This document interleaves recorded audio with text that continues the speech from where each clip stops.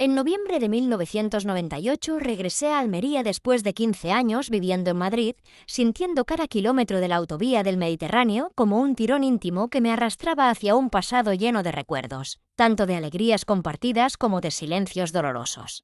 Había dejado atrás una vida de rutina en la capital, esa ciudad voraz que devora sueños y devora esperanzas, y emprendía el viaje de regreso a mi lugar de origen con un nudo en la garganta que parecía crecer con cada curva de la carretera.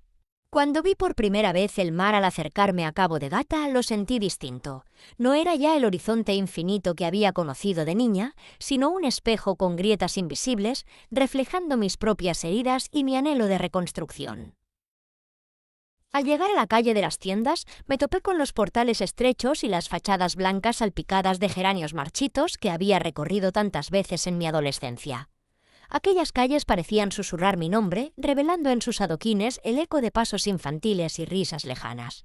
Me detuve ante el portal número 8 y tras desbloquear la pesada puerta de madera con una llave que había guardado durante años, entré en el vestíbulo, sintiendo un vértigo extraño. Cada centímetro parecía impregnado de polvo y de los recuerdos de la vida que había dejado atrás, de mi niñez con mi esposo fallecido y de los primeros años de mi hijo, cuando corría por allí en pantuflas de colores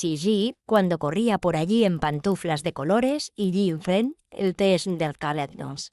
Cada centímetro parecía impregnado de polvo y de los Mechkenti. Cada centímetro parecía en pantuflas de colores y y de los primeros años de mi hijo, cuando corría por allí en pantuflas de colores y la había dejado atrás. La pequeña vivienda en la que me instalé conservaba intacta la distribución original. Un pasillo angosto que conducía a la cocina y al salón, ventanales altos que se abrían al balcón con vistas al mar y dos habitaciones diminutas que prácticamente confluían en un mismo espacio. La pintura descascarillada, las grietas en el yeso y el parquet gastado eran testigos de décadas sin reparaciones. Pero para mí cada imperfección representaba un signo de autenticidad, un recordatorio de que la casa había sobrevivido a sequías y tormentas, al viento de levante y a la vida misma. Al destapar las ventanas, el aire salino entró con fuerza, levantando pequeñas nubes de polvo que bailaron en los rayos del sol poniente. Cerré los ojos y respiré hondo, dejando que ese olor me recordara que aún era capaz de sentir, de vivir, de reinventarme. Había comprado aquel refugio con el dinero ahorrado durante años de sacrificios. Tras vender el viejo piso madrileño, donde había pasado noches en vela tecleando facturas y arruinando mi espalda frente a la máquina registradora de la cafetería que regentaba con mi difunto esposo. Sentía un peso en el pecho al pensar en él y en la forma en que mi vida se había desmoronado cuando la enfermedad lo llevó, dejándome sola con un niño de 7 años y una deuda que parecía crecer sin control. Aquel regreso a Almería no era tan solo un retorno geográfico, era un intento desesperado de reconstruirlo todo desde cero, de convertir el dolor en fuerzas renovadas, de regalarle a mi hijo una madre capaz de forjar un nuevo destino. Sin demora empecé a transformar aquel espacio. Alicé las paredes con cal blanca y pinté el dintel de la puerta de la cocina en un tono ocre que recordara el color de la arena bajo el sol. Instalé estanterías rústicas de madera donde colocaría tarros y moldes y coloqué una mesa central en el salón con una superficie de mármol traído de una antigua cantera próxima, sobre la que reposarían más tarde mis primeras creaciones de repostería. En cada pequeña reforma pensé en los ojos de mi hijo, en su sonrisa franca cuando descubriera ese rincón concebido para albergar sueños dulces y memorias felices. Para inaugurar aquel proyecto que me latía en el corazón, decidí abrir una pequeña confitería llamada Recuerdos de Madre, como un homenaje a todos los sabores que habíamos compartido con mi esposo y que ahora yo guardaba en cada receta. Con la ayuda de un maestro carpintero local, levanté un mostrador con cajones de tosca madera de pino, de esos que aún conservaban el olor de los bosques lejanos, y coloqué una vitrina antiquísima en la que expondría turrones, tartas y dulces de hojaldre. El cartel de la puerta, pintado a mano con letras curvas, anunciaba «Recuerdos de Madre, sabores de siempre». Mi hijo Rafael, que entonces tenía 22 años y estudiaba Historia del Arte en la Universidad de Granada, aceptó con entusiasmo mi invitación a colaborar. Cada fin de semana bajaba en el autobús urbano y se plantaba en la puerta del local con una mochila llena de libros y la mirada aguda de quien busca en el pasado no solo conocimientos, sino también respuestas. Su presencia me llenaba de orgullo. Allí estaba el fruto de mi amor y mi entrega, con su gesto amable al atender a los primeros clientes, con su curiosidad al probar las nuevas mezclas de chocolate y almendra, con su mano firme al batir la masa con el gancho de metal que parecía un brazo mecánico dispuesto a obrar milagros. Al principio nuestros actos se entrelazaban con armonía. Él me ayudaba a distribuir los moldes, yo le narraba mis vivencias en Madrid, los almendros en flor y la angustia de los barrios céntricos. Pero por debajo de esa aparente sintonía latía un silencio cada vez más acusador. Yo percibía un cambio sutil en su forma de mirar, un gesto nervioso cuando su teléfono vibraba, una tensión apenas perceptible en su postura. Atribuía sus ausencias temporales y sus desconexiones emocionales a la juventud de mi hijo, a sus estudios exigentes, a esa efervescencia de ideas que caracteriza a quien empieza a trazar su propio camino. Sin embargo, un grave temor se enredaba en mi pecho. El miedo a perderlo, a ver cómo escapaba de mi mano como arena entre los dedos, y con él la última parte de mi sentido de vida. Cuando el local abrió sus puertas al público en la primera semana de diciembre, una leve nevada de azúcar glass cubrió las tartas y me sorprendió por la belleza efímera de aquel gesto. Los vecinos, primero incrédulos, luego maravillados, empezaron a entrar atraídos por los aromas de canela y naranja y por la promesa de consuelo que ofrecen las cosas dulces en días grises. Cada sonrisa de satisfacción que presenciaba me fortalecía, alimentaba mi convicción de que aquel regreso había sido la decisión correcta. Pero al caer la noche y desocupar la confitería, me detenía en el quicio de la puerta, mirando el vacío de la calle casi desierta, y sentía el peso de la responsabilidad. Debía proteger aquel proyecto de las sombras del pasado, de la inminente llegada del invierno y de la fugacidad de la juventud de mi hijo, que ya no sería mía para siempre. De madrugada, mientras ordenaba las vitrinas y guardaba las herramientas de repostería, mi mirada se posaba en la fotografía en blanco y negro que tenía sobre el mostrador. Mi esposo, sonriente con su delantal manchado de masa, y mi hijo aún pequeño, con mofletes regordetes, sosteniendo un rodillo mucho más grande que él. Aquella imagen representaba el origen de todo, un instante de dicha irrepetible que yo ansiaba recuperar. Fue en ese momento cuando comprendí que mi venganza no podía nacer del egoísmo, sino de la voluntad de recuperar lo perdido mediante la creación de algo nuevo y digno. Cerré los ojos, deposité un beso suave sobre el cristal de la vitrina y me despedí de ese pasado sin rencor, con el corazón abierto a lo que vendría. Así, en la madrugada almeriense, rodeada de endulzadas bandejas y de espejos que reflejaban mi silueta recortada contra la luz mortecina, sentí que mi regreso había detonado no solo la renovación de un espacio material, sino también el renacer de mi propia identidad. Porque, al fin y al cabo, regresar a Almería había sido regresar a mí misma, a la madre que todavía podía soñar y a la mujer que, tras la pérdida y la soledad, se atrevía a edificar un nuevo futuro sobre las cenizas del ayer. En el invierno de 1998 y 1999 viví una tensión que se me anidó en el pecho como un ave oscura y silenciosa. Las mañanas en Almería se cubrieron de un frío húmedo que calaba hasta los huesos, y yo sentía cada ráfaga de aire invernal como una advertencia. Algo en mi vida se descomponía sin que aún alcanzara a discernir la naturaleza exacta de la grieta. Tras la inauguración de Recuerdos de Madre, que había resultado un éxito inesperado, el local rebosaba de curiosos e iniciados que alababan el sabor de mis tartas y la calidez del ambiente. Yo observaba a Rafael atender a los primeros clientes con orgullo y esperanza, admirando la forma en que su juventud se encendía al descubrir el oficio que había deseado para mí durante años. Pero pronto empezaron a colarse las fisuras en aquel cuadro que yo había pintado con ilusiones. Su sonrisa se volvió tensa, su atención se dispersaba y sus respuestas a mis llamadas llegaban con una frialdad que me helaba la sangre. Aquel hijo que había sido mi refugio tras la muerte de su padre comenzó a ausentarse. Las jornadas en la universidad se prolongaban sin aviso, y en lugar de tenerlo en el obrador a mi lado a las 5 de la tarde, como acordábamos, no aparecía hasta bien entrada la noche. A veces regresaba tan exhausto que apenas cruzaba el umbral, dejaba la mochila hecha un ovillo junto a la puerta y caía rendido en un rincón del salón, despojándose de libros y apuntes sin pronunciar palabra. Yo lo observaba con el corazón encogido y trataba de descubrir la causa de su mutismo, pero cada intento de acercamiento encontraba un muro de silencio. Eran silencios secos, sin rastro de reproche, pero capaces de herir con la misma saña de un grito. Mientras fregaba los cuencos y las bandejas de acero al final de cada jornada, mi mirada se detenía en el pequeño teléfono móvil que él había comenzado a llevar en el bolsillo. Ese aparato que yo misma le había regalado para que me avisara en caso de emergencia se había convertido en el símbolo de su independencia y también de su creciente lejanía.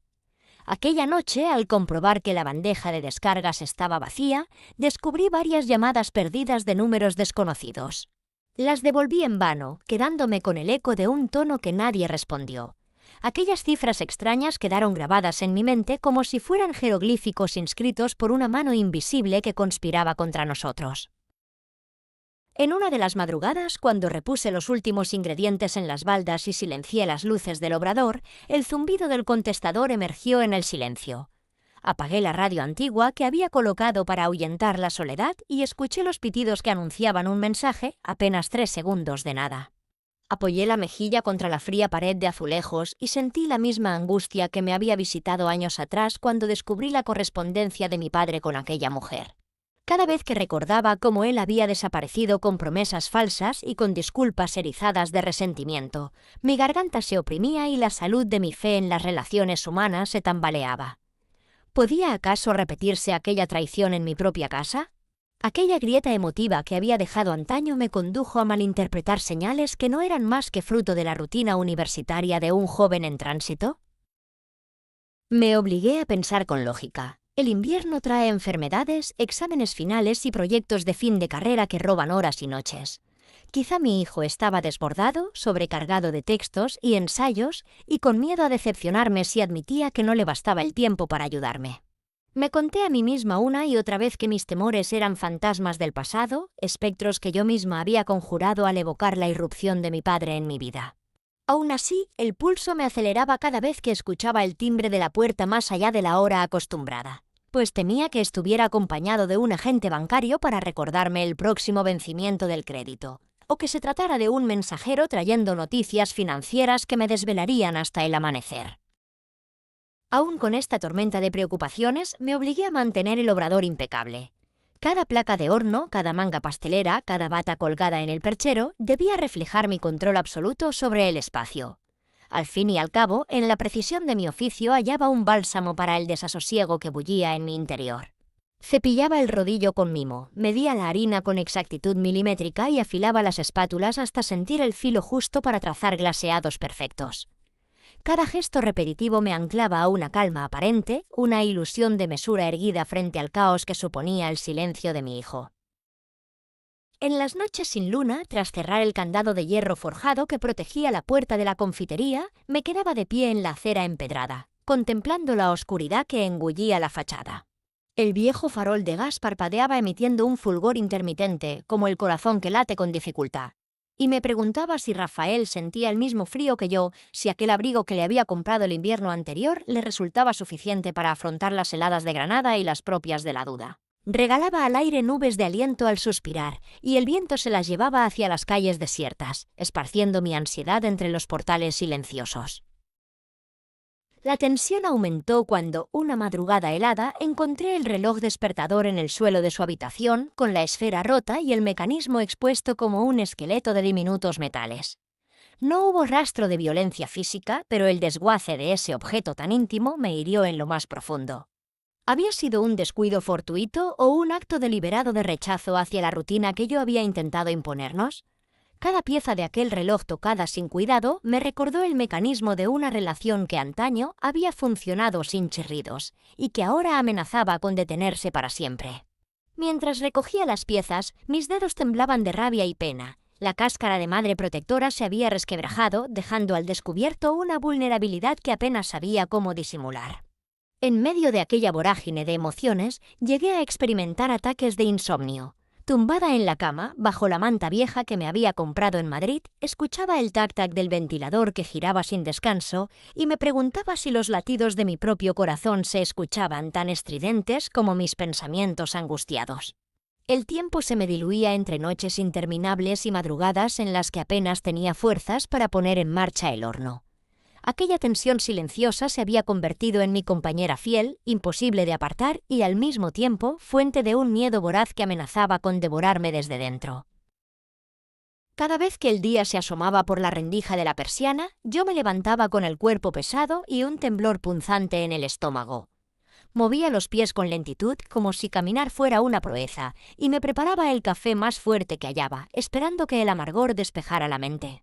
Acompañaba el sorbo con un trozo de pan de leche recién horneado, impregnado de mantequilla, tratando de reconfortarme con la dulzura, pero el regusto me resultaba excesivamente meloso, incapaz de aplacar el sabor metálico del temor.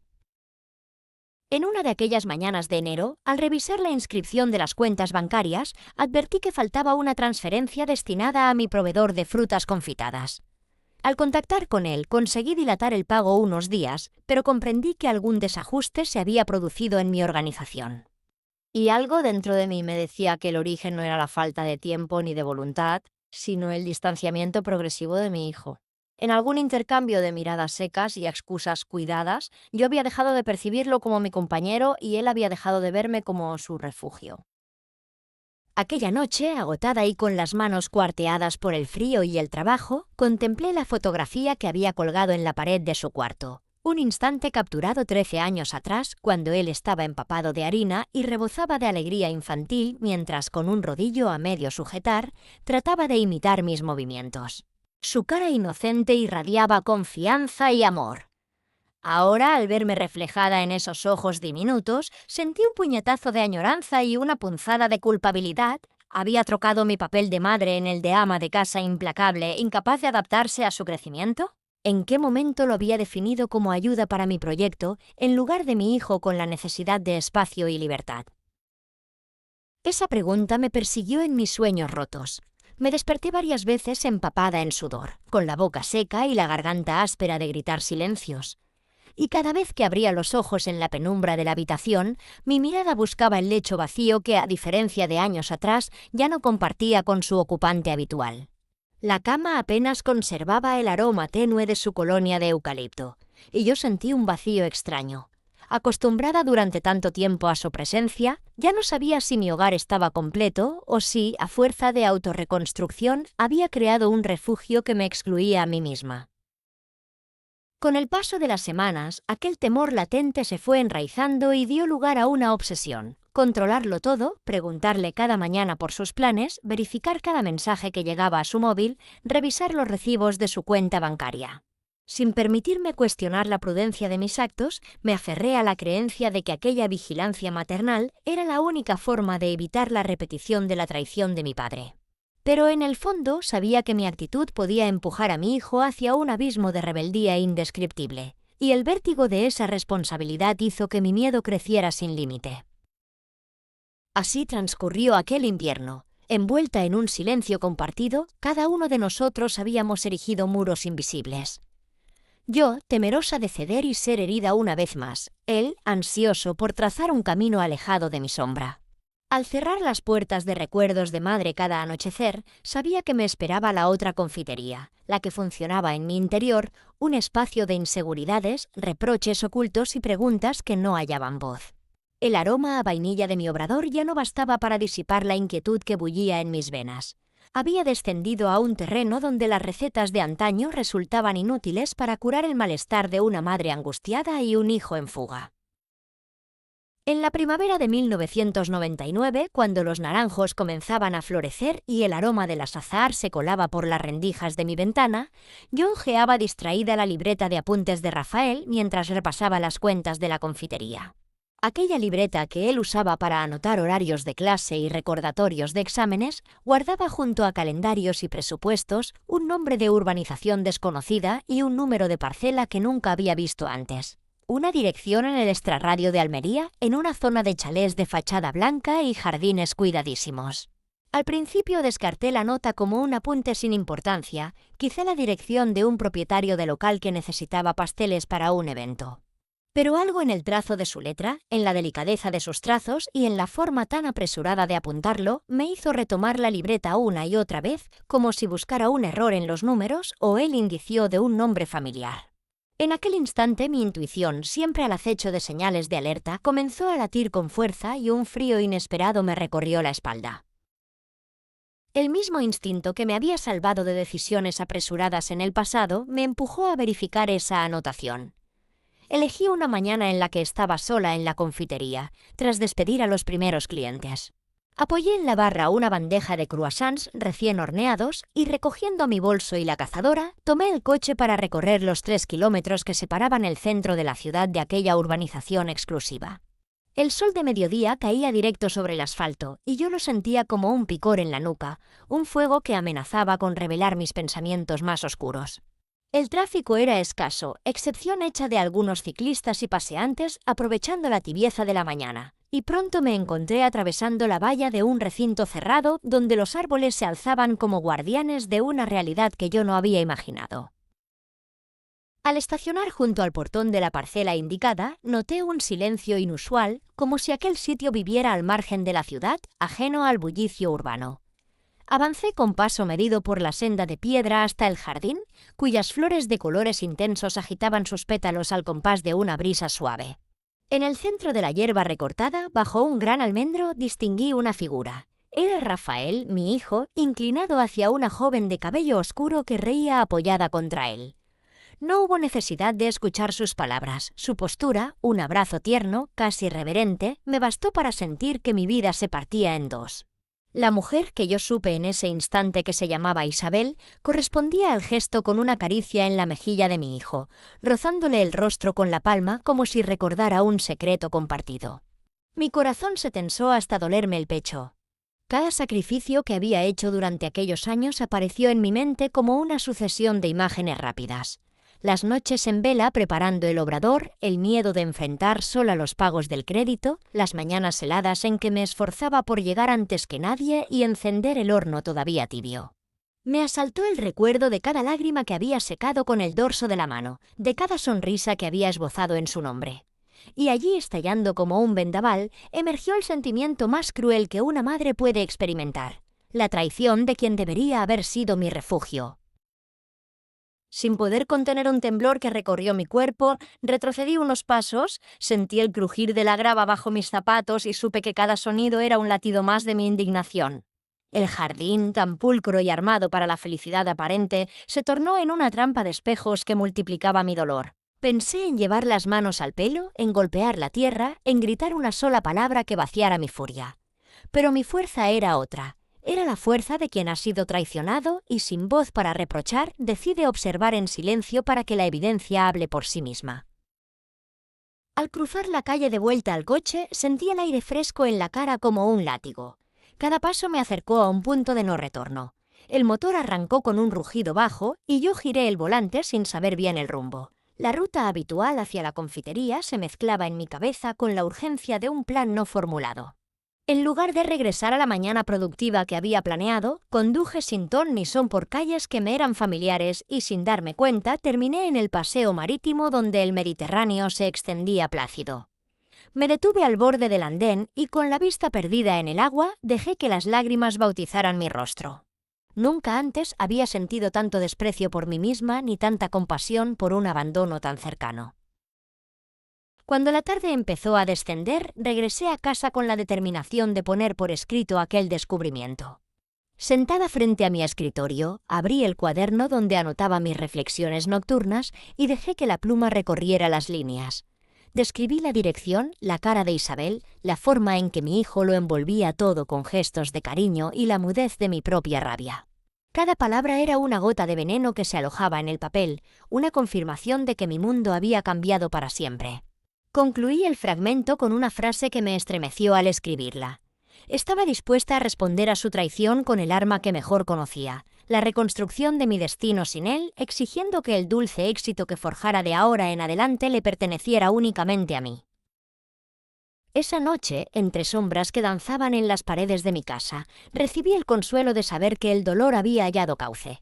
Sabía que, en el fondo, mi decisión brotaba de una decepción profunda, pero también de un amor propio resurgido. Me dormí con el cuaderno cerrado sobre mi pecho, sintiendo que, a pesar de la herida abierta, me hallaba más viva que nunca, porque en el vacío dejado por su engaño había crecido la semilla de mi venganza más dulce, la promesa de un nuevo éxito que él no podría ya compartir. En el silencio de mi apartamento, rodeada del leve zumbido de las luces nocturnas de Almería, comprendí que había llegado el momento de actuar. La traición de mi hijo, el descubrimiento de su doble vida, había abierto una herida que ya no podía sanar con consuelos ni promesas de diálogo. Mientras recogía los papeles esparcidos sobre la mesa de mi estudio, sentí como cada hoja se convertía en la pieza de un rompecabezas destinado a quebrar la comodidad que él había gozado tanto tiempo. Mi venganza no sería un grito ni una explosión de ira. Sería un proceso sutil y matemático. Devolverle la independencia abruptamente, convertir en arma su propia confianza en mi abnegación. Antes de dar el primer paso, repasé las cifras. El contrato de arrendamiento del estudio donde vivía, el recibo del banco por el préstamo que había suscrito yo sola para adquirir la maquinaria de la confitería, los apuntes de su cuenta universitaria con las becas y ayudas que cubrían la matrícula. Durante años había cubierto sin cuestionarme la renta de su piso en el centro de Granada, la suscripción a la biblioteca, el seguro sanitario complementario. Ahora esos apuntes se convertirían en grilletes. Me senté en la luz amarilla del flexo, con el cuaderno de contabilidad abierto y trazando líneas firmes marqué cada punto. Arrendamiento, electricidad, agua, comunidad, préstamo bancario, cuotas universitarias, seguro del coche. Cada uno de esos conceptos pasaría de mi nombre al suyo y con esa transferencia su mundo confortable se resquebrajaría. El siguiente paso fue decidir la forma de hacerlo legalmente irreversible. Consulté al asesor jurídico de mi confianza, un hombre sobrio que conocía al dedillo mis circunstancias financieras. En sus oficinas de calles estrechas y techos altos, expliqué mi voluntad de deslindar cualquier responsabilidad financiera de mi parte y atribuirla íntegramente a mi hijo. Él examinó los contratos y halló la manera. Bastaba con un acto formal de cesión de derechos y obligaciones, una adenda al contrato de arrendamiento y un contrato de subrogación de deudor ante el banco. En pocos días redactamos los documentos necesarios sin cláusulas de reversión ni plazos de gracia. El banco, habituado a solicitar garantías adicionales, se conformó porque mi hijo aparecía ahora como codeudor y fiador universal. Volví a casa con esos papeles bajo el brazo, sintiendo un extraño alivio. Aquella sensación aguda de poder, nacida del abandono de mis propios límites, se mezclaba con una pena fría. Se trataba de un dolor calculado, un dolor que yo misma provocaría en el corazón de quien me había traicionado. En la soledad del salón, extendí los documentos sobre la mesa y respiré hondo. Aquella firma suya, la aceptación de condiciones que antes yo cubría sin pensarlo, sería la confirmación de que mi decisión ya no era fruto de mi amor incondicional, sino de mi voluntad férrea de imponer justicia. A la mañana siguiente, con la luz del alba filtrándose por las cortinas, me dirigí a la oficina de la agencia arrendadora donde gestionaba el piso de mi hijo. La recepcionista me recibió con la amabilidad mecánica de siempre. Le pedí el contrato y le mostré el acuerdo de cesión. Con un sellado seco y un gesto profesional, estampó la firma de la empresa en el documento y me devolvió los originales. Al salir, sentí el pulso acelerado como si un tambor antiguo hubiese resonado en mi pecho. Con aquel trámite, el piso que había supuesto su refugio y mi sacrificio pasaba a depender exclusivamente de él. Poco después me personé en la sucursal del banco. Caminé por el pasillo de mármol y columnas hasta el despacho donde el director solía atenderme. Le presenté el contrato de subrogación y él, sin levantar la vista de los papeles, firmó la documentación pertinente. La atmósfera olía a café rancio y a documentos oficiales. La rúbrica quedó grabada y con ella mi decisión de eximirme de cualquier pago futuro. Cuando me despedí, su mirada reflejó sorpresa y moderación. Intuí que comprendía la magnitud de lo que había resuelto. Para él, un procedimiento ordinario, para mí, la puesta en marcha de mi venganza. Al volver a casa, la mañana parecía más nítida. Sentía en mi garganta un sabor metálico, una mezcla de victoria y de culpa. Cada paso que daba en el pasillo de azulejos me recordaba que mi mundo había cambiado. Ya no existía la figura de madre que protege y ampara, sino la de jugadora que prepara su partida con frialdad implacable. Con los documentos guardados en el archivador, me senté frente al ordenador para redactar un correo electrónico, la notificación formal de la subrogación de deudor, la copia de los contratos y las fechas exactas en las que entraban en vigor las nuevas condiciones. Cada palabra era tersa y desprovista de compasión. Pulsé enviar y escuché el clic interno de mi determinación. A media tarde, cuando la confitería bullía con el rumor de quienes buscaban un dulce escape del invierno, recibí la primera respuesta, un mensaje escueto en el buzón de entrada. El tono era de incredulidad, casi de reproche, y las palabras atacaban mi decisión. Pero yo me mantuve imperturbable. La venganza debía mantenerse distante de mis emociones visibles. Cerré el mensaje sin contestar y regresé al mostrador donde un cliente pedía un trozo de tarta de naranja. Mientras cortaba la porción perfecta, dejé que el ruido de los utensilios ocultara el palpitar de mi corazón. Aquella tarde, al regresar a casa bajo un cielo encapotado, me detuve a contemplar el mar desde el balcón. El horizonte, habitualmente sosegado, se veía inquieto, como si el agua supiera que estaba gestándose un cambio drástico. Sentí un escalofrío más profundo que el frío primaveral. Sabía que mi hijo pronto descubriría que buena parte de sus gastos, aquellos que él había dado por sentado como un derecho adquirido, ahora pesaban sobre su bolsillo. El eco de mi plan retumbaba en cada ola imaginaria. En aquel instante comprendí que la primera fase de mi venganza estaba completa. El escollo económico había sido fijado y solo restaba observarlo emerger. A la mañana siguiente recibí la llamada de la agencia arrendadora. El primer recibo de renta llegaría a nombre de Rafael Torres y con fecha de ingreso ineludible al final del mes. Días después, el banco me informó de que ya no existía relación alguna entre mi persona y el préstamo de la cafetera industrial. Él era ahora responsable único. Mi nombre había desaparecido de las digitales listas de morosos. Noté un hueco en el pecho, la sensación de despojo se rozaba con la euforia silenciosa. Aquella noche, mientras colocaba las bandejas de repostería en las vitrinas, mi mirada se posó en la fotografía en la que mi hijo sostenía orgulloso un bizcocho decorado por mis manos. Pensé en romper ese retrato, pero me contuve, lo conservaría como recordatorio de mi determinación. Unos días más tarde, Rafa envió un correo con tono desesperado. Sus cuentas no cuadraban y me reclamaba explicaciones. Le respondí con un mensaje en el que adjunté los documentos oficiales y le recordé que todo estaba hecho conforme a la legalidad. No hubo súplicas, solo un frío formalismo. Mi venganza debía mantenerse ajustada al rigor de la justicia. Cerré el portátil y sentí que una parte de mí se endurecía para siempre, como si aquel acto letal de cortar los lazos financieros hubiese templado mi voluntad. Esa semana, mientras el sol de abril acariciaba las calles de la ciudad, mi confitería prosperaba como nunca. Cada cliente que pedía un dulce me recordaba por qué había elegido aquel camino. Demostrarme a mí misma que podía renacer de la traición y construir un futuro en el que mi hijo ya no sería la razón de mi vida, sino el símbolo de mi propia liberación. Sin voz para manifestar su dolor, él callaba y absorbía el impacto de mis decisiones con la soledad de quien descubre que lo que creía seguro era solo un espejismo. En el ocaso de esa jornada, al cerrar la puerta de recuerdos de madre, respiré hondo y tuve la certeza de que el primer paso de mi venganza había surtido efecto.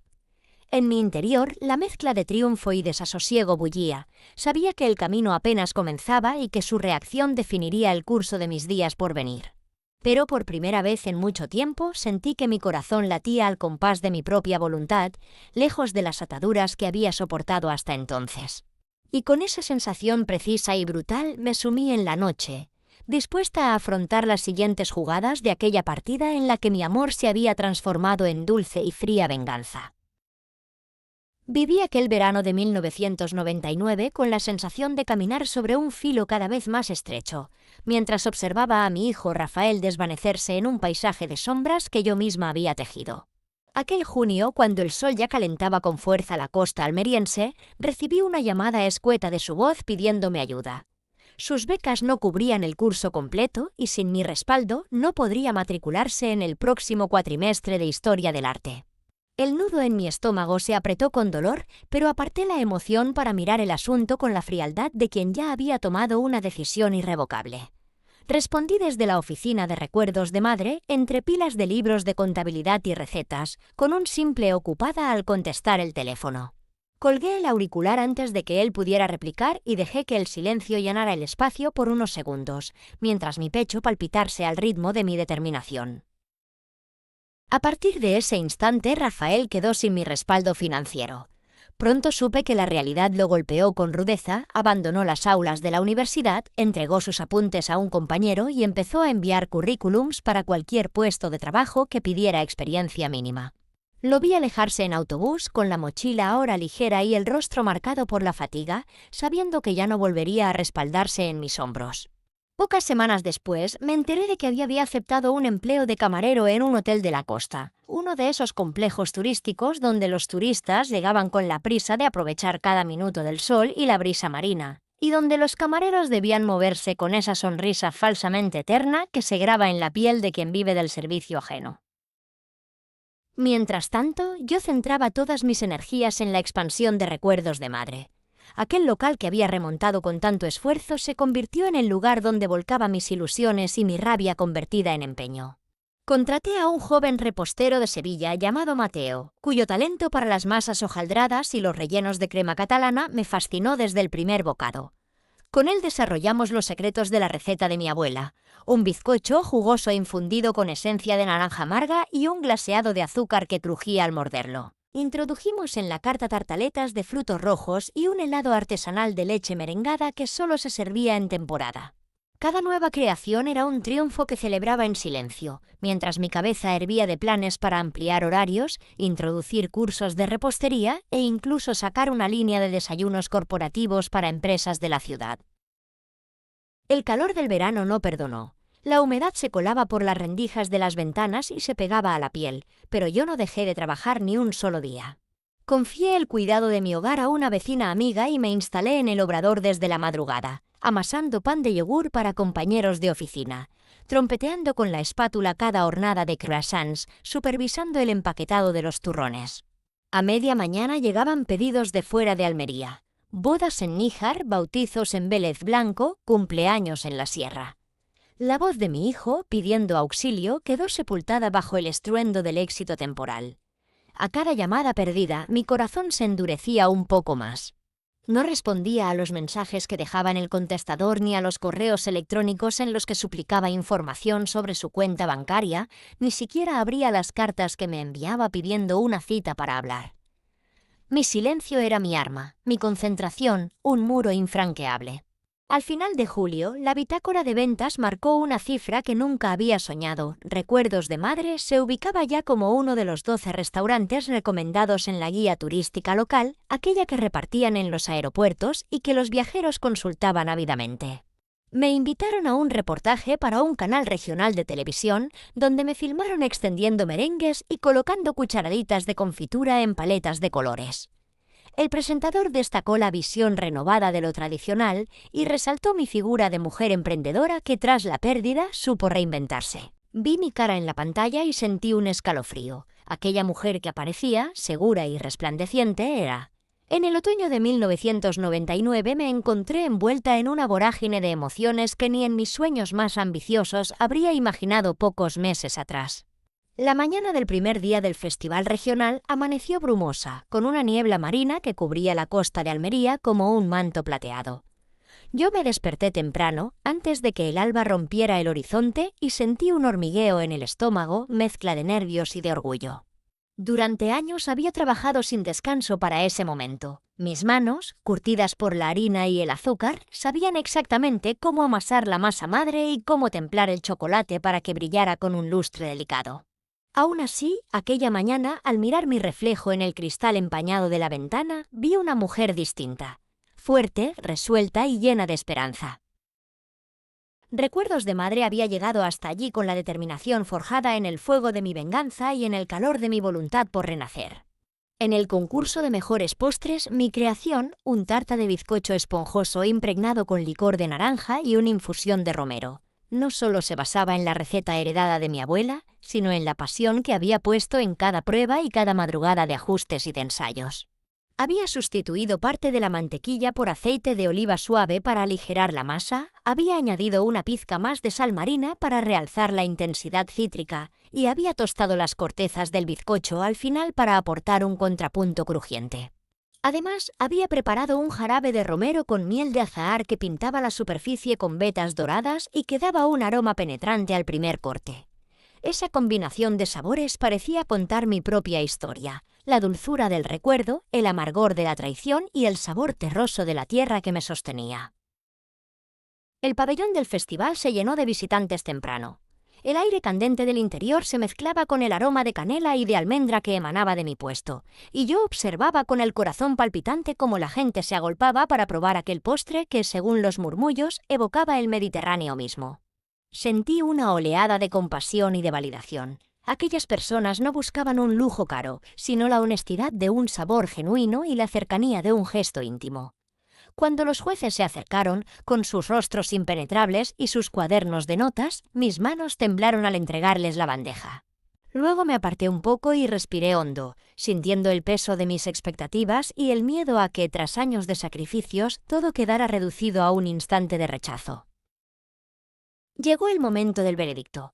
El presentador recorrió el pasillo discutiendo el mérito de cada propuesta hasta que llegó a mi stand. Yo lo vi alzando el micrófono y pronunciando mi nombre como si fuera el nombre de una criatura que había logrado el milagro de nacer en medio de la tempestad. El aplauso del público retumbó en mis oídos y las lágrimas nublaron mi vista. En ese instante comprendí que mi triunfo era más que un premio, era el reconocimiento de mi valor y la confirmación de que mi esfuerzo había valido la pena.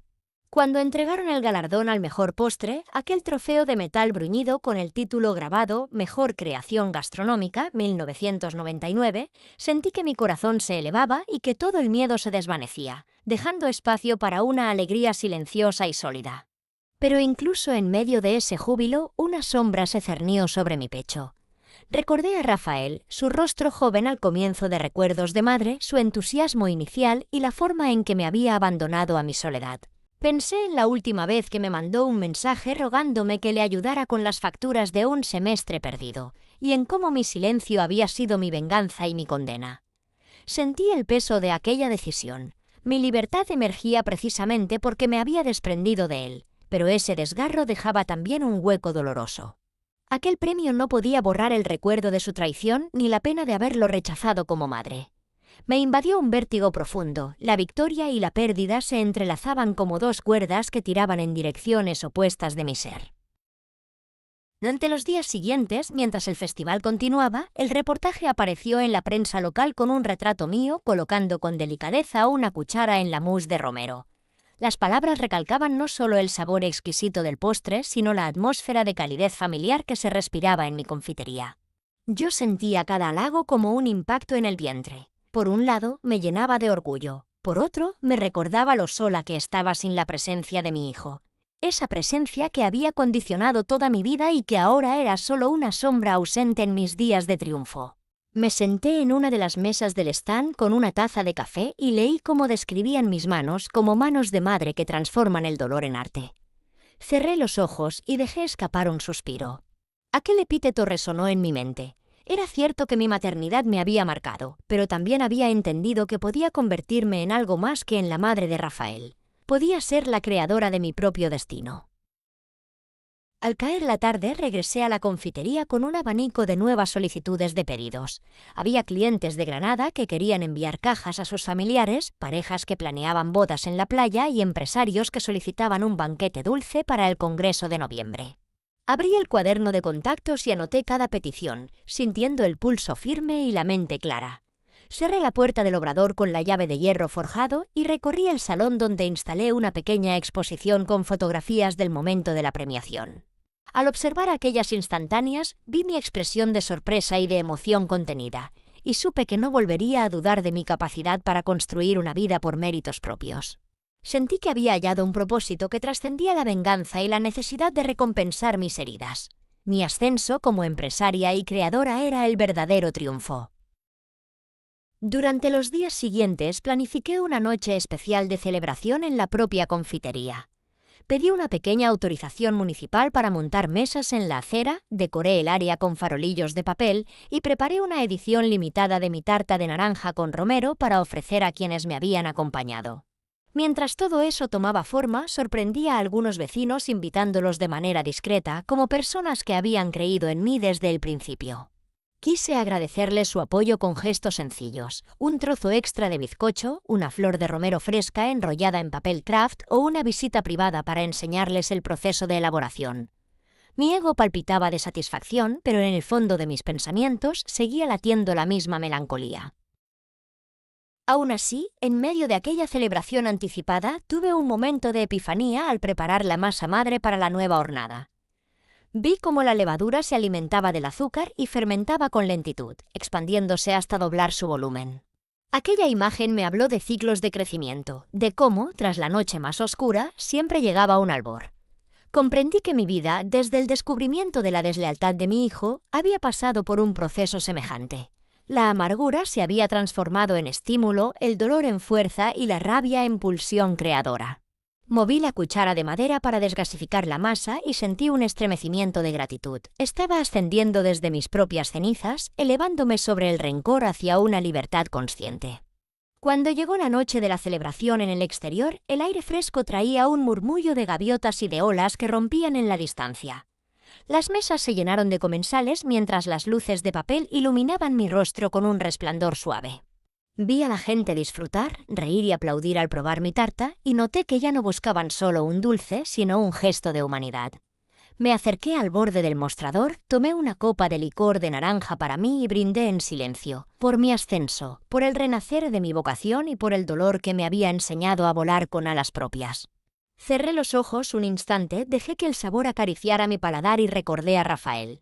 Aún ausente, su recuerdo se mantenía cálido y punzante, un recordatorio constante de lo que había perdido y de lo que había ganado. En ese instante comprendí que mi ascenso no era un destino final, sino el inicio de un camino renovado. Me sentí libre, sí, pero también vinculada a una responsabilidad mayor, la de seguir creando con el mismo amor y la misma honestidad que me habían llevado hasta allí. Abrí mis ojos al murmullo de la noche almeriense, respiré el aire salino que llegaba desde el mar y supe que, a pesar de todo el drama y la melancolía, mi madre había renacido por sí misma, más fuerte y más sabia, dispuesta a escribir los próximos capítulos sin temor y sin cadenas. En los primeros días de enero del año 2000, cuando la ciudad de Almería aún amanecía con un frío que calaba los huesos, me encontraba cerrando la confitería tras una mañana agotadora. El sol invernal entraba tímido por las vidrieras y alargaba las sombras de las repisas repletas de dulces elegidos con esmero por mí misma. Fue entonces cuando el portero del local me entregó un paquete inesperado, un viejo álbum de fotografías con tapas desgastadas y esquinas dobladas que un cliente había olvidado la tarde anterior. Al observar aquel objeto abandonado, sentí un escalofrío que se filtró por mi espalda, como si una mano invisible trasteara en los recuerdos que había intentado enterrar para siempre. Dejé la bandeja con los últimos croissants a un lado y tomé aquel álbum con la sensación de sostener la posibilidad de un terremoto emocional. Al abrirlo, la primera página mostraba el escudo de una familia que ya no existía, y luego, al pasar las hojas con cuidado, las imágenes comenzaron a despertar un torrente de recuerdos. Mi padre con gesto adusto al lado de mi madre, el salón de la casa natal lleno de cortinas pesadas y relojes antiguos, y más adelante, una fotografía que detuvo mi respiración. Mi esposo fallecido, sonriendo dentro del casmo. Sus primeras palabras. La nostalgia me atrapó de improviso y el mundo pareció desvanecerse a mi alrededor. Mi corazón se encogió, en ese instante fui la misma mujer de siempre y al mismo tiempo, alguien ajeno contemplando un suceso que no le pertenecía porque pertenecía a un pasado que había rechazado. Cada página me devolvía fragmentos de una vida que creía haber dejado atrás. En otra fotografía, mi marido enseñaba a Rafael a dar los primeros pasos en el pasillo, rodeados de juguetes de madera y alfombras coloridas. Él, con sus mofletes regordetes, avanzaba inseguro y su mano diminuta se aferraba al puño de mi esposo con una confianza absoluta. Vi la imagen tantas veces en mi memoria, pero jamás en un papel antiguo que se amarillaba con el tiempo. El sonido de aquellas risas infantiles, el rumor de nuestro cariño familiar, todo retornó con una claridad dolorosa. Sentí las lágrimas brotar de mis ojos y deslizarse por mis mejillas como hilos de mercurio, incurables y ardientes, recordándome que había construido mi venganza sobre las cenizas de aquello que alguna vez fue la fuente de mi fuerza y mi impulso vital. Al cerrar el álbum e intentar recomponer mis pensamientos, mi pulso latía con violencia. Comprendí de pronto la magnitud de mi error. No había actuado movida por un deseo legítimo de ajustar cuentas, sino guiada por un odio que corría como un veneno por mis venas, borrando la compasión y la empatía que una madre debe profesar a su hijo. Reconocí que mi corazón se había endurecido con la misma crueldad que mi hijo había mostrado al traicionarme. Mi venganza, lejos de otorgarme paz, me había sumido en un abismo de culpa y de rencor imposible de aplacar. Aquel error de cálculo moral había contaminado cada triunfo que creí merecer, y me había robado la posibilidad de reconciliarme con la parte más noble de mi propia historia. Con las piernas temblorosas, coloqué el álbum sobre el mostrador y lo miré fijamente, consciente de que había permitido que el pasado me devorara y sin embargo no encontraba forma de retroceder. Era tarde para pedir disculpas o para revertir los actos ya consumados. Había subrogado a mi hijo ante el banco, había dejado que mi silencio lo condenara a la escasez y ahora lo había dejado a merced de su propia supervivencia. Pensé en romper el álbum, en arrancar las páginas para borrar aquello que me lastimaba, pero comprendí que esas imágenes no debían desaparecer, pues eran el espejo brutal de la madre que había abandonado su maternidad por la justa sensación de venganza. En lugar de destruirlo, lo abracé contra mi pecho y sentí que aquellos recortes de papel latían con la fuerza de un corazón vivo que se negaba a ser silenciado. Mientras componía mi rostro y disimulaba las lágrimas frente al ventanal, supe que debía ejecutar un último movimiento, uno definitivo, que sellara el destino de mi hijo en un escenario público donde pagara el precio de su traición. Mi venganza anterior había sido fría, calculada entre muros de papeles oficiales y correos electrónicos sin remordimientos. Ahora necesitaba llevarla a un plano más alto, donde el mundo conociera la infidelidad de Rafael y el abandono que me había infligido. Pensé en las redes sociales emergentes, en los pocos pero influyentes periódicos digitales que recorrían España enviando noticias de escándalos familiares, y vislumbré la posibilidad de exponer su engaño con fotografías, fechas y nombres. Imaginé un artículo que relatara la historia tal y como ocurrió, la revelación de su romance, el impacto sobre mi vida y mi obra, y cómo mi dolor se había convertido en éxito mientras él se tornaba un ejemplo de ruina personal y deshonra filial. La idea me estremeció de emoción y de temor. ¡Qué ironía cruel! Yo que había huido de la desgracia familiar para construir un refugio de dulzura, me disponía a convertir a mi propio hijo en un monumento a la vergüenza pública. Pero aquella pulsión necesitaba materializarse, no podía permanecer solo en mi mente. Debía escribirse con tinta negra sobre páginas digitales. Debía enviarse a agencias de prensa e inundar buzones de correo. En ese momento comprendí que no habría retorno posible.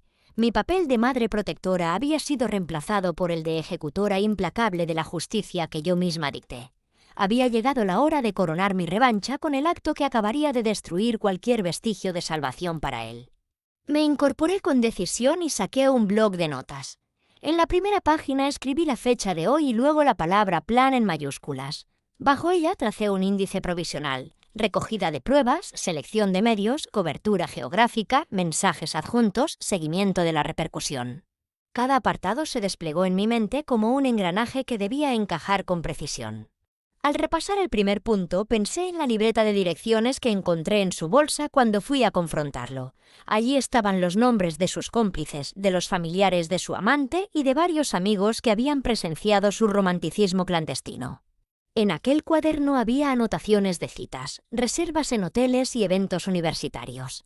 Todo ello se convertiría en testimonio infalible para el gran escándalo que iba a desatar. La tensión se apoderó de mí mientras redactaba el esquema.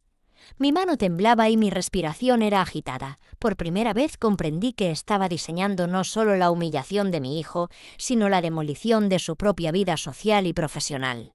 Imaginé titulares atrayentes. El joven prodigio de la universidad descubre su faceta más oscura o estudiante de historia del arte, cazado en cumbre amorosa con colaboradora de la facultad. Visualicé los ecos de su nombre circulando con morbo en los pasillos de la universidad, en las páginas de los periódicos provinciales y luego saltando a los foros de Internet, donde los lectores comentarían cada detalle con morbosidad y crueldad propia de la era digital.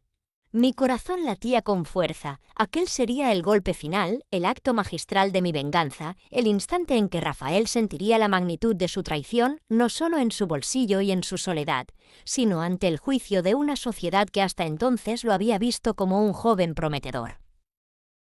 Cuando terminé de bosquejar los pasos, observé mis manos manchadas de tinta y entendí que ya no habría marcha atrás.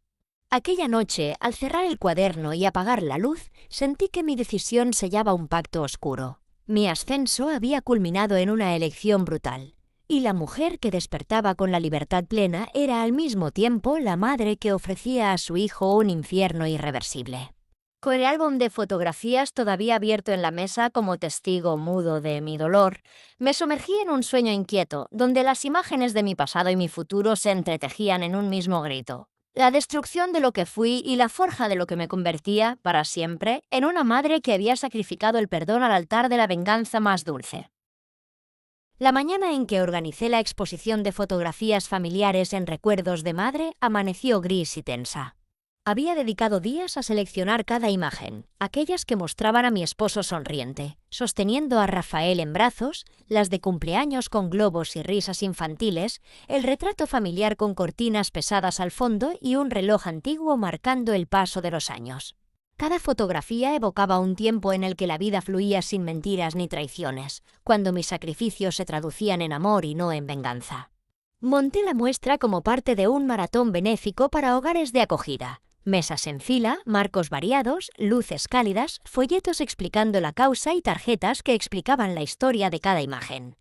Invitaciones a la prensa local prometían un emotivo viaje al corazón de la familia de la confitera Nadja Torres. Cuando empezaron a llegar los primeros fotógrafos y reporteros, sentí un nudo en la garganta. Observé desde detrás del mostrador cómo colocaban trípodes, enfocaban la vitrina repleta de retratos en sepia y probaban ángulos para capturar la atmósfera nostálgica. El murmullo de los invitados se mezclaba con el tintineo de las tazas de café y las cucharillas contra el cristal. Yo, con la espalda erguida y el rostro inexpresivo, entregaba folletos y sonreía para las cámaras, mientras mi corazón latía con fuerza por debajo de cada paso medido. En el centro de la sala dispuse un atril con un libro de firmas y una pequeña placa que decía: «Para todos aquellos que creen que la familia es el sostén del mundo». Allí reposaban sobres listos para las donaciones, junto a una urna de cristal que ya contenía billetes y monedas donados por los primeros asistentes. Bajo los focos, esa atención institucional parecía bendecir mi historia. La madre que había perdido a su esposo y a su hijo, la mujer que había resurgido gracias a la fuerza de su trabajo y de su espíritu solidario. Nos aplaudían incluso antes de que la ceremonia de apertura comenzara. Había invitado a Rafael bajo un título que lo minimizaba: invitado especial y hijo olvidado de la organizadora. La idea era reforzar el contraste entre aquel pasado idílico y la cruda realidad que él debía exponer. Sin avisarle de los detalles, conté con su presencia para ponerle rostro a la tragedia familiar y enfatizar el heroísmo de mi retorno. Mientras aguardaba tras bambalinas, repasé mis notas en un cuaderno, apuntes breves acerca de la narrativa que debía acompañar la cadencia de las palabras y el momento en que el público debía sentir la conmoción. Cuando anunciaron la presencia de mi hijo, un silencio reverente cayó sobre el público. Lo vi asomarse al escenario, su figura joven, de hombros tensos, avanzó con paso inseguro. Sostuvo un sobre delante del micrófono y respiró con dificultad. A partir de ese instante mis emociones se anularon. No había lugar para el remordimiento ni para la ternura, solo para el triunfo de mi venganza culminante. Él abrió el sobre y extrajo una hoja. En ella, con letra temblorosa, desveló la verdad. Relató su matrimonio con Isabel, la amante que le había robado la inocencia y lo había manipulado para interferir en mis decisiones económicas. Reveló cómo aquella relación se había generado mientras yo, madre sacrificada, sostenía el hogar con su trabajo y con el esfuerzo de cada mañana. Explicó los caprichos de Isabel, la forma en que influyó en sus compromisos, la manera en que le susurraba promesas de un futuro brillante a cambio de favores económicos. Las palabras retumbaron en el ambiente. Vi a algunas de las damas de la alta sociedad, siempre tan corteses en mis cenas de inauguración, arrugar la nariz con desdén.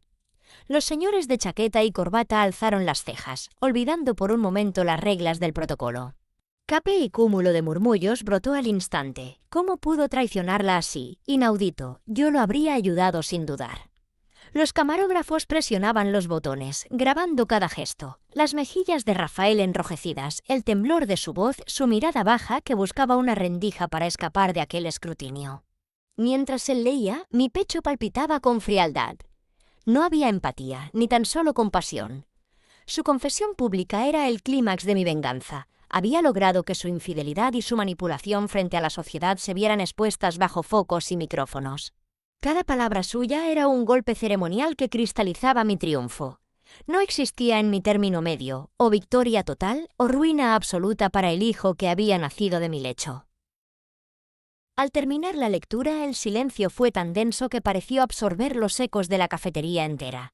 Entonces, una llamada al micrófono confirmó que la ceremonia seguía adelante y que se recababan nuevas aportaciones para los niños del hogar. Fue mi señal para reemerger. Subí al estrado con paso firme y sin pronunciar una sola palabra extendí la mano para recoger el libro de firmas.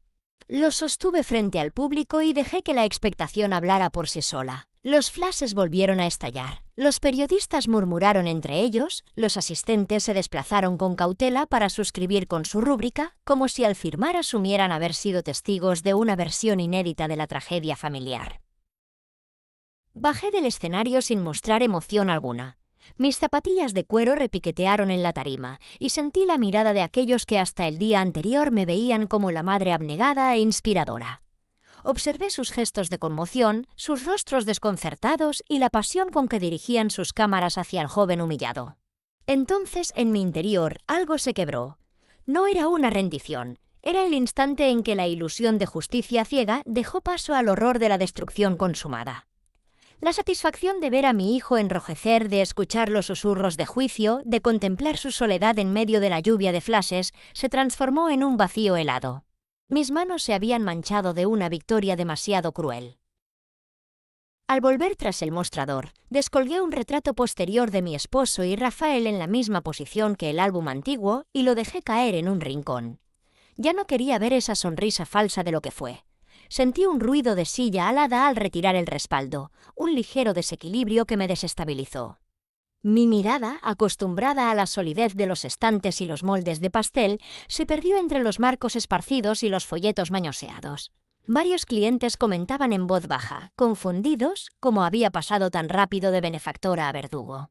Sentí la presión de los ojos en mi nuca y supe que el karma de mi venganza había cobrado vida propia. La tarde siguió su curso, con el gentío abandonando el local y las luces apagándose de una sala que aún conservaba el eco de aquel desastre emocional. Recogí la urna de donativos con cuidado y guardé el sobre con las últimas firmas.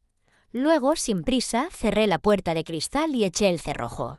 Sentí el peso de la llave girar y un estremecimiento. Aquella acción simbólica era el símbolo de humo con que clausuraba la última trágica función de mi propia creación. Me quedé sola en la penumbra, con la exhibición transformada en recuerdo macabro de lo que había desencadenado. Caminé entre los marcos vacíos y las fotos invertidas y entonces, por primera vez desde que planeé mi venganza, sentí el temblor de un destino que se desmoronaba. La ilusión de justicia había estallado en 1000 pedazos, dejando al descubierto la crueldad de mi propia ambición y el dolor indeleble de una madre que al romper los lazos de carne con su hijo había perdido algo irreemplazable: la fe en el poder de su propia redención. La mañana después del escándalo se presentó con un bullicio inusitado en la costa almeriense. Recuerdos de Madre se convirtió de la noche a la mañana en un lugar de peregrinación para quienes buscaban paladear no solo mis dulces, sino la historia de la madre traicionada que los medios habían convertido en emblema de la mujer fuerte. Entré en la confitería y lo primero que noté fue el zumbido de cámaras que hacían reportajes, los flashes de los fotógrafos inmortalizando las vitrinas repletas de tartas y pasteles con el mismo entusiasmo con que habían capturado la humillación de mi hijo. Sentí un escalofrío al recorrer el mostrador, viendo entre los frascos de mermelada y los moldes de galletas la masa del drama hecho mercancía.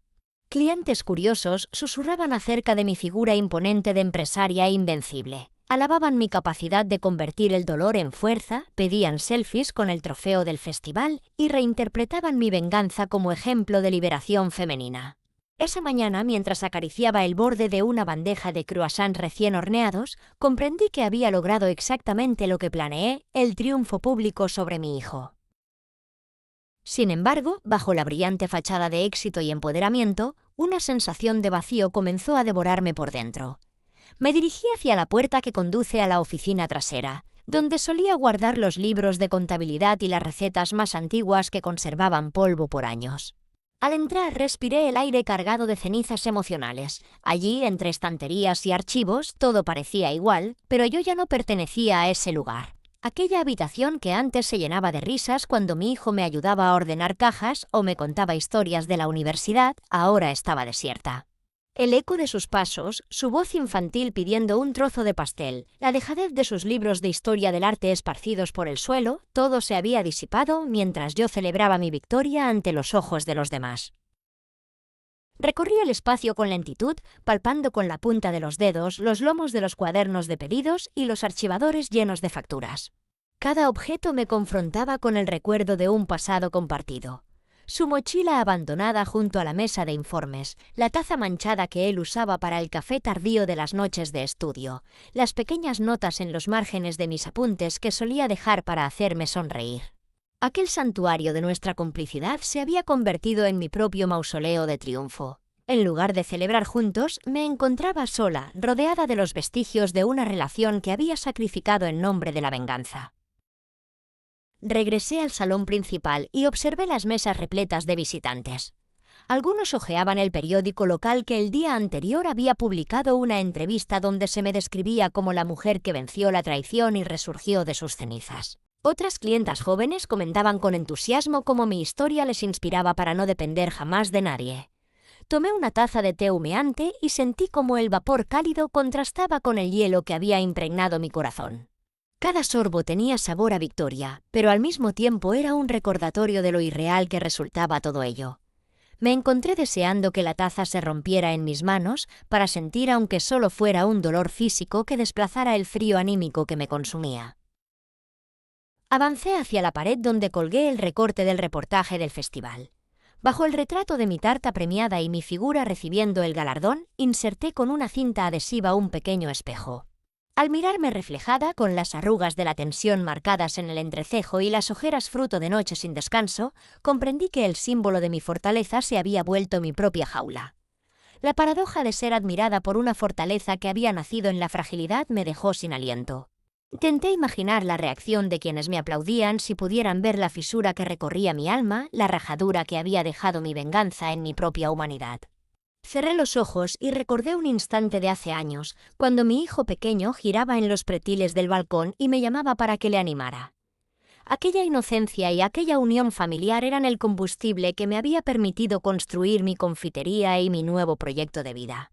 Ahora, con la misma fuerza, había destruido esa fuente de sentido, y en su lugar sentía un vacío tan hondo que ni todos los elogios del mundo podrían llenarlo. Me senté en la mesa, la misma en la que planeé cada capítulo de mi venganza, y dejé que mis rodillas se doblaran mientras mi frente golpeaba la madera fría. Deseé que la tierra me tragara, que el mar arrastrara mis pies por la ribera, cualquier cosa para escapar de aquella victoria que no me daba consuelo. A la hora del almuerzo, regresé ante el público para saludar y agradecer las felicitaciones. Moví los labios sin pronunciar palabras, sonreí con fuerza y estreché manos ajenas que jamás me habían temido. Cada saludo me resultaba mecánico y hueco. Era la representación de un papel que interpretaba a la perfección, pero con un corazón vacío de emoción. Tras el servicio me retiré al almacén, cuyas paredes empapadas de azúcar glass guardaban mi respiración agitada. Sentada en el suelo, apoyada contra un saco de harina, observé cómo la luz se colaba por la rendija de la puerta y proyectaba mi sombra alargada en la pared.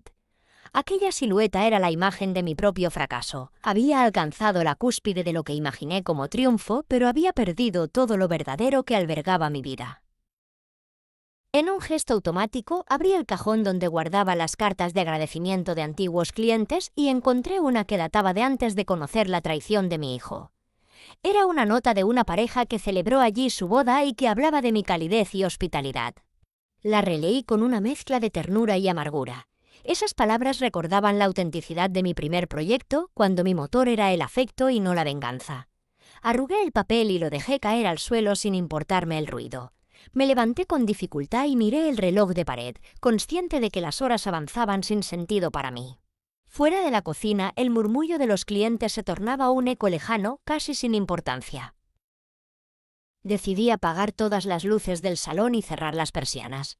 Me quedé en penumbra, sola con el rumor amortiguado de la ciudad que seguía su curso indiferente. El mundo seguía girando y mi confitería prosperaría sin mí, alimentada por la historia que los medios habían creado. Era un éxito construido sobre un vacío que se tragaba mi energía. Cerré los ojos y visualicé un lienzo en blanco. Esas paredes teñidas antes de historias de azúcar y harina ahora estaban cubiertas de un manto de silencio. Me sentí tan frágil como al principio de todo cuando regresé a Almería cargada de expectativas. Aquella mujer segura de sí misma era una ilusión, un disfraz que se desvanecía frente a mi propia soledad. Mientras recogía un último plato de pasteles sin vender, sentí que el simple acto de ordenar dulces perdía sentido. ¿Para quién trabajaba? ¿Para impresionar a quienes no conocían lo que se ocultaba tras la vitrina? ¿Para qué servía la fama si no podía compartirla con mi hijo o con alguien que fuera más que un espectador de mi triunfo? Tomé la llave del candado y salí de la confitería sabiendo que estaba dejando atrás mi propia fiesta de vanidades. Cerré la puerta de madera con un portazo suave y al girar el cerrojo sentí que aquel clic resonaba en mi interior.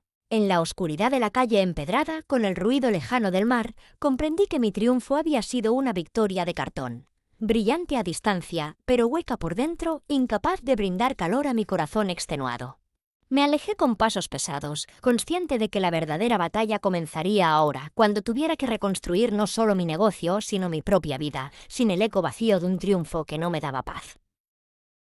En junio de 2000 me encontraba revisando las facturas de la semana en la oficina trasera de recuerdos de madre, con el calor veraniego filtrándose por las rendijas de la persiana mientras el murmullo de los comensales llenaba el salón principal. De pronto, alguien interrumpió mi concentración. Una mujer joven, vestida con un traje de líneas elegantes y oscuras gafas de sol, se acercó al mostrador y pidió ver al responsable. Su voz firme y pausada transmitía una urgencia contenida que me hizo fruncir el ceño. Tras un breve intercambio con mi asistente, la acompañaron a la sala anexa, un espacio íntimo donde guardábamos algunos de los enseres antiguos y que empleábamos para atender a proveedores o clientes especiales. Un escalofrío me recorrió cuando la vi depositar con delicadeza un sobre de papel craft sobre la mesa. A simple vista parecía haberlo preparado con cuidado, sin arrugas ni marcas de manipulación. Pedí que cerraran la puerta y me uní a ella en aquel recinto poco frecuentado, con mis tacones resonando en el suelo de madera. La mujer se exhaló antes de retirarse las gafas de sol, revelando unos ojos que reconocí al instante. Eran los de Isabel, la exnieta de mi difunto esposo, la joven con quien mi hijo había contraído un matrimonio que yo consideré estrategias de conveniencia. La vi sin ese filtro oscuro que la protegía del sol y de las miradas ajenas, y su rostro me resultó aún más pulido y severo al mismo tiempo. Sobre la mesa yacían las fotografías familiares que yo había subastado, sueltas y desordenadas, imágenes de mi boda con el padre de Rafael, instantáneas de cumpleaños, retratos antiguos donde mi familia posaba con un aire de felicidad aparentemente inquebrantable. El sonido de su exhalación rompió el silencio. Isabel se inclinó hacia adelante y deslizó el sobre hacia mí. Lo abrí con cuidado y encontré en su interior cada una de las fotografías, perfectamente ordenadas y sujetas con una cinta fina de seda. Frente a mí aquellas imágenes volvieron a cobrar vida. Mi marido sosteniendo a nuestro hijo, su primer paso apoyado en mi mano, Rafael vestido con su traje de bautizo, las celebraciones navideñas con la abuela sonriente al fondo. Sentí el peso de la mirada de Isabel sobre mi nuca, pero no levanté la vista de las fotografías. En ese instante, el aire de la sala pareció tornarse más denso, como si el tiempo se hubiese ralentizado para revelarme algo que hasta entonces no había querido ver. Su voz sonó cercana, apenas un susurro que llenó el pequeño espacio. Sabía de la humillación pública que había sufrido mi hijo durante la exposición benéfica. Comprendía su culpa, decía, y sufría por él. Me contó cómo había alentado a Rafael a presentarse como el hijo olvidado de la madre de la confitería, a exponer su propia historia de matrimonio infeliz a cambio de querer herir mi corazón. Admitió que lo había manipulado, que lo había empujado a dañar nuestro vínculo familiar como quien maneja las piezas de un ajedrez para así influir en mis decisiones económicas. El relato de su arrepentimiento surgía con claridad, sin adornos, y yo sentí una mezcla de desconfianza y sorpresa. En el mismo gesto, Isabel deslizó una propuesta. Si yo devolvía cada fotografía a su legítima propietaria, anunciaba públicamente que mi venganza había sido desproporcionada y admitía ante los medios que mis acciones habían dañado la vida de mi propio hijo, Ella renunciaría a cualquier pretensión y garantizaría que Rafael pudiera rehacer su vida sin sombra de aquel escándalo. Era un pacto claro y frío, una especie de tregua entre dos contrincantes. Su victoria consistía en liberar a su esposo de la humillación final. Mi victoria en conservar las imágenes que representaban el pasado de mi familia, aunque ese pasado estuviera contaminado por el resentimiento y la venganza. Mientras me hablaba, me mantuve en silencio. Observé cómo depositaba suavemente la tapa de su bolso sobre la mesa, donde reposaba el álbum y la pequeña caja con las tiras de papel de las invitaciones antiguas. Pensé en el valor afectivo que aquellos objetos representaban, en las horas que había invertido en organizar mi venganza y en el dolor que me había conducido hasta aquel punto. Sentí el pulso acelerarse y un frío cálido en el estómago, como el inicio de una resaca tras una noche de borrachera emocional. Su oferta me planteaba un dilema: renunciar al recuerdo tangible de mi familia, con sus luces y sus sombras, y en ese acto ceder al perdón y al olvido, o aferrarme a las imágenes y dejar a mi hijo expuesto a un destino incierto. Entonces, en medio de aquella tensión, la puerta principal del café se abrió de golpe, y sentí el crujido de las mirillas de las cámaras al enfocar el pasillo. Allí, con el rostro demacrado por la preocupación y la determinación, estaba Rafael. Su porte se detenía en el umbral de la puerta de la sala, con la mirada fija en mí y en la mujer que sostenía las fotografías. Sus pasos fueron cortos, medidos, y lo vi avanzar sin pronunciar una palabra. Se situó a mi lado en el borde del umbral y colocó una fotografía sobre la mesa. Era la misma imagen en la que mi hijo y yo aparecíamos frente a un árbol navideño, abrazados bajo una guirnalda de luces. Sus facciones, al mostrar ese gesto, dejaron traslucir una emoción que todavía no distinguía entre el alivio y la esperanza. Vi cómo su mano temblaba levemente al colocar el fotograma. Sin alzar la voz, me pareció escuchar el latido de su mascarilla de orgullo tragándose el aire. Pero luego sentí su presencia cercana, como un aliento tibio contra mi nuca. Volví la cabeza y vi su semblante sereno, sus ojos brillantes, y alzó la mirada hacia mí para transmitir un mensaje que no necesitaba palabras: «Mamá, te perdono». Aquella frase, aunque muda, resonó en mi mente con la fuerza de un trueno silencioso. Mi corazón, endurecido por el dolor y la ira, se estremeció con un brinco de vida. Durante un segundo, el tiempo pareció fluir en cámara lenta. La oferta de Isabel, la ira contenida de meses de venganza y el rencor acumulado se difuminaron ante la redención que me ofrecía mi propio hijo. Sentí el impulso de alargar la mano y acariciar su rostro, de estrecharlo contra mi pecho y pedirle perdón sin condiciones, de rendirme ante esa fuerza de amor incondicional que había sobrevivido a todas mis conjeturas de justicia. En ese instante, sin embargo, un ruido sordo retumbó en el local, un silbido metálico creciente que se filtró por las rendijas del suelo y se elevó como un alarido del subsuelo. Antes de que pudiéramos reaccionar, un olor acre y penetrante invadió la sala, gas. El sistema de calefacción instalado en aquel recinto estrecho había sufrido una fuga. El aire comenzó a llenarse de partículas invisibles que parecían danzar en la penumbra. Un pitido agudo se apoderó de los tubos de ventilación y un letrero rojo parpadeó en el panel de control. El personal, alertado por la alarma, entró en estampida para comprobar la situación. Veía las siluetas moverse con urgencia, los cables chispear y el suelo vibrar con el zumbido del gas acumulándose.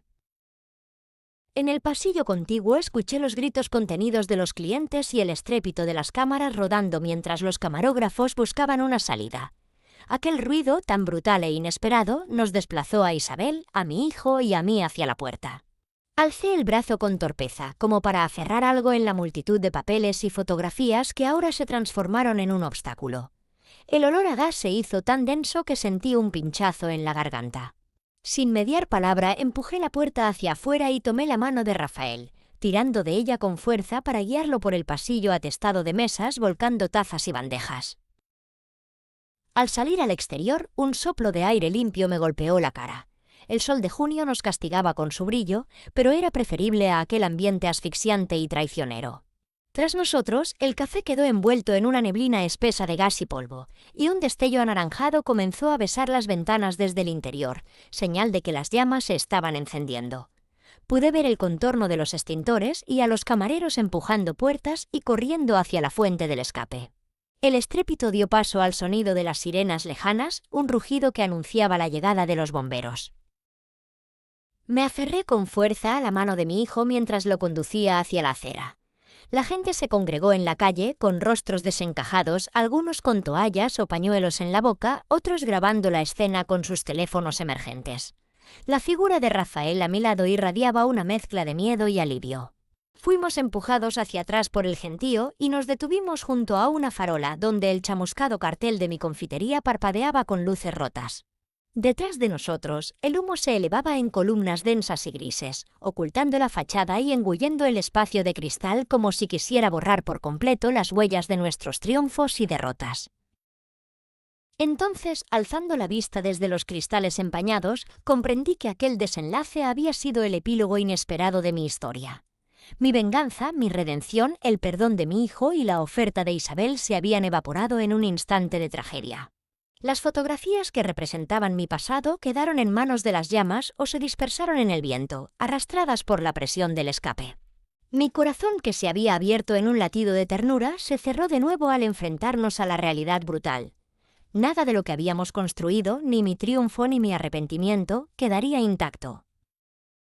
Mientras las sirenas se acercaban y los bomberos desplegaban sus mangueras, abracé el brazo de Rafael con más fuerza que nunca. Nos quedamos allí en medio de la calle estrecha de Almería donde todo había comenzado, observando la humareda que danzaba bajo el cielo azul. No había necesidad de palabras. En ese silencio compartido comprendimos que el pasado estaba destruido, que nuestras ilusiones habían quedado reducidas a cenizas y que el único camino posible era aceptar la pérdida irreversible. Nuestros rostros se iluminaron con el reflejo de los destellos de las luces de emergencia y supe con una claridad dolorosa que mi independencia me había costado lo más valioso: mi historia, mi familia y la fe en un final feliz. El gas seguía escapando, pero en mis pulmones latía el vacío absoluto y el amargo sabor de una esperanza rota para siempre.